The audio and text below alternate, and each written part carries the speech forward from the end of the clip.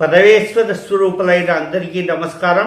నేను మీ ఫణి శర్మ, ధర్మ సూక్ష్మాలు YouTube channel.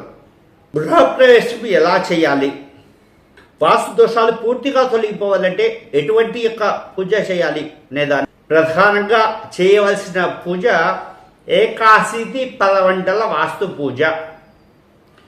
ఈ పూజా విధానం ద్వారా ఇంట్లో ఉన్నటువంటి సమస్త దోషాలు తొలగిపోతాయి అని చెప్పేసి ధర్మశాస్త్రం చెప్తోంది.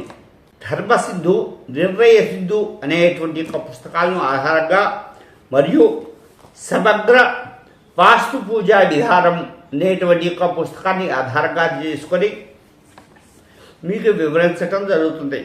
మండపారాధన అనేటువంటి కార్యక్రమాన్ని పురోహితులు ప్రారంభం చేస్తారు.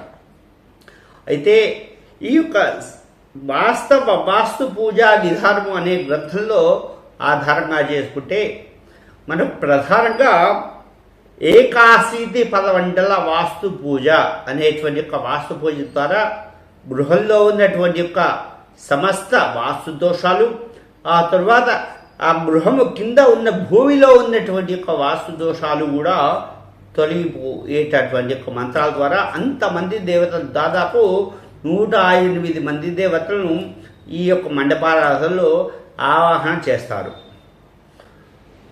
ఇదే కాకుండా నవగ్రహ దేవతలు, అదేవిధంగా అష్టదిక్పాలక దేవతలు, బ్రహ్మాది పంచలోక పాలక దేవతలు, తర్వాత వాస్తు పురుషుడు, ఇట్లాంటి దేవతల నుండి కూడా ఆవాహన చేస్తూ ఉంటారు. మీకు వెనుక స్క్రీన్ మీద కనబడుతుంది ఈ ఏకాశితి పదమండల వాస్తు పూజ. ఆ లోపల చిత్రపటంలో వాస్తు పురుషుడు ఉంటాడు. ఇంతమంది దేవతలను ఏమిటండి మరి ఈ వాస్తు పూజ ఏమిటి, ఇంతమంది దేవతలను ఎందుకు ఆవాహన చేయాలి, దీనివల్ల ఫలితం ఏమిటి అనేది సందేహం కలగవచ్చు. మనం గృహప్రవేశం చేసుకునే సమయంలో మన బంధుమిత్రులందరినీ కూడా పిలుచుకుంటాము, ఎక్కడెక్కడి వాళ్ళు పిలుచుకుంటాము. అలా మన బంధుమిత్రులను ఎలా అయితే పిలుచుకున్నామో అలానే దేవతలను కూడా మనము తప్పకుండా పిలవాలి అనేది ధర్మశాస్త్రం చెప్తుంది. దేవతలు ఆవాహన చేసినప్పుడు ఆ ఇంట్లోకి వచ్చి మనం ఎక్కడైతే ఆసనం వేసి కూర్చోబెట్టామో దాన్ని మండపారాధన అంటారు.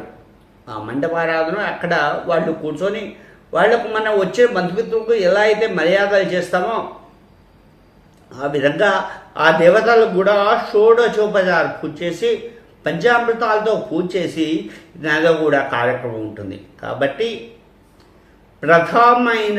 ప్రధానమైనటువంటి వాస్తు పూజ ఏకాశితి పదమంటల వాస్తు పూజ.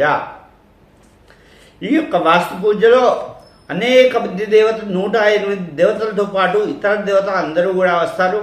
ఆ దేవత ఆవాహన చేసిన తర్వాత చక్కగా ఆ తర్వాత హవనము అంటారు. హవనము అంటే హోమము అని అర్థం.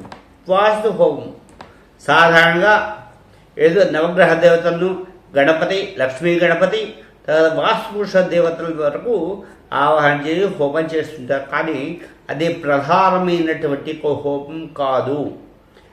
వాస్తు పూజా విధానంలో చెప్పబడ్డది ఏమిటంటే ఈ 108 మంది దేవతలను ఏదైతే ఆవాహన చేశామో ప్రతి ఒక్క దేవతకు కూడాను మనము హవనం తప్పకుండా చేయాలి.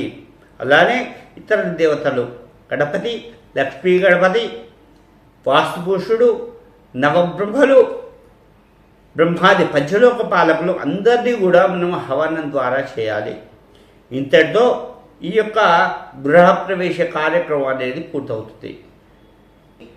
గృహప్రవేశ సమయంలో చేసుకుంటాం, కానీ ఎలా చేసుకుంటాము, చాలామంది బంధుమిత్రులను పిలుచుకుంటాము, రకరకాల పిండి వంటలు పెట్టుకుంటాము, ఎంతో వైభవంగా చేసుకుంటాం. కానీ ఇక్కడ పూజా విధానం వచ్చేసరికల్లా అందరికీ కొద్దిగా అశ్రద్ధ కనబడుతోంది.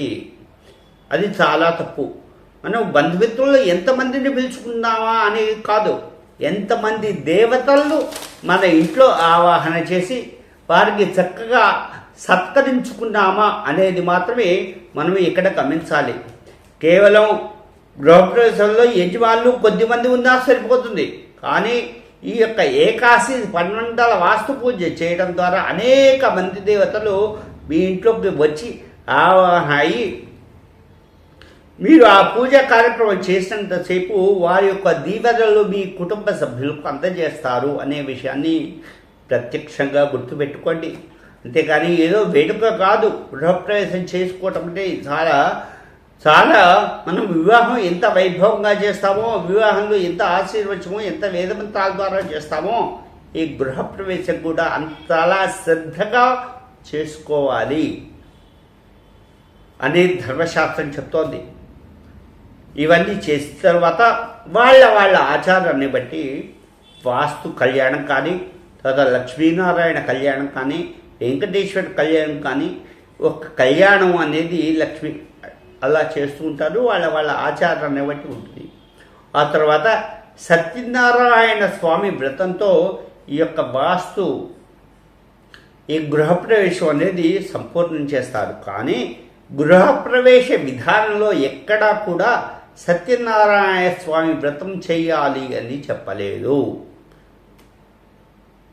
మన ఇష్టానుసారం అక్కడ ఉన్నటువంటి ఒక పరిస్థితి బట్టి చివరిలో సత్యనారాయణ స్వామి వ్రతం చేసుకోవచ్చు, లేదా మనము ఆ హోమాలు వరకు ఆఫ్ చేసుకున్నా కూడా పర్వాలేదు. కానీ తప్పకుండా ప్రతి ఒక్కరూ కూడా నూతన గృహప్రవేశ సమయంలో ఏకాశీతి 10 వాస్తు పూజ అనేది చేసుకోవాలి. ప్రతి ఒక్క దేవతను ఆవాహన చేసుకోవాలి. ఎవరైనా నూతన గృహప్రవేశం చేయించదలుచుకుంటే ఈ విధానంగా అంటే శాస్త్రోక్తంగా, శాస్త్రం ఏం చెప్తుంది, ఏదైనా కూడా శాస్త్రంలో ఏది చెప్పాలనో ఏది చెయ్యాలనో అది చెప్తోంది, ఏది చేయకూడదో కూడా చెప్తుంది. కాబట్టి ఎంతవరకు చేయాలనో అంతవరకు చేయండి. ఈ మధ్య నేను చాలా భాగం చూస్తున్నాను. ఎంతవరకు అంటే చాలా స్వల్పంగా, ఏమండి పెద్దగా డబ్బు లేదండి, ఆర్థికంగా చాలా ఇబ్బందులు పడుతున్నామండి, ఏదో సింపుల్గా ఎవరిని పిలుచుకోవట్లేదండి, మా వరకు ఏం చేస్తున్నాం. ఎవరిని పిలుచుకోకపోయినా, ఎవరిని పిలిచావు అనేది కాదు, నువ్వు కడిగి కూర్చున్నా చాలు. కానీ శ్రద్ధగా చెయ్యాలి. చేసినప్పుడే ఆ ఇంట్లో సమస్త వాస్తు దోషాలు అనేవి తొలగిపోతుంటాయి. మనం సిద్ధాంతిని పిలుస్తాము, దాన్ని పిలిచి ఈశాన్యం ఎలా ఉంది, నైరుతి ఎలా ఉంది, బెడ్రూమ్ ఎట్లా పెట్టాలి, లేదా కిచెన్లో ఏమేం చేయాలి, ఇది ఎట్లా అనే అన్నీ కూడా సలహాలు సంప్రదింపులు చేస్తాం. కానీ లోపల ఇంటర్నల్గా ఉండేటువంటి యొక్క వాస్తు దోషాలను ఎవరమూ తప్పించలేము.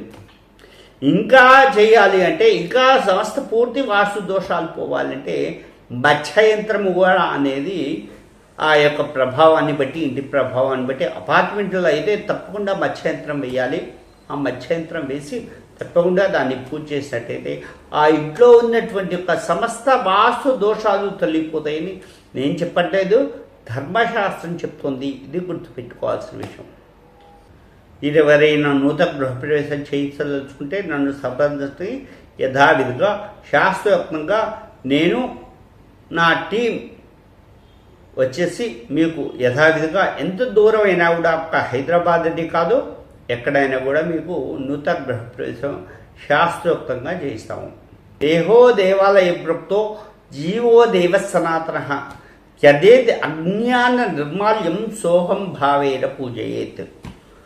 ఇల్లు అనేది ఒక దేవాలయం లాంటిది. దేవాలయంలో విగ్రహ ప్రతిష్ఠ చేస్తాము. విగ్రహాలు ప్రతిష్ఠ చేసేటప్పుడు ఏం చేస్తాము, దాదాపు 5 రోజుల కార్యక్రమం చేసి జలాదివాసం, క్షీరాదివాసం, ధాన్యాదివాసం, పుష్పాదివాసం, ఫలాదివాసం ఇవన్నీ కూడా ఆవాహన చేసేసి ఆవాసాలు చేసి మనం ఎంతో జాగ్రత్తగా ఆ యొక్క గుడిలో స్వామివారిని నియమించుకుంటాము. మనం ఏదైతే స్వామిని పెట్టుకుంటామో అలానే మన ఇల్లు కూడా ఒక దేవాలయం లాంటిదే. కాబట్టి ఆ ఇంట్లో మీరు జాగ్రత్తగా ఒక తెలిసినటువంటి ఒక బ్రాహ్మణ్ ద్వారా చక్కగా ఈ యొక్క గృహప్రవేశ కార్యక్రమాలు చేయించుకోండి. ఏకాశి 10 వాస్తు పూజ కూడా తప్పకుండా వారిని అడిగి చేయించుకోండి. అందరూ ఆనందంగా ఉండే శుభం భూయాత్. పరమేశ్వరానుగ్రహ ప్రాప్తిస్తూ. నేను మీ పడి శర్మ. నా ఫోన్ నెంబర్ 9603280769.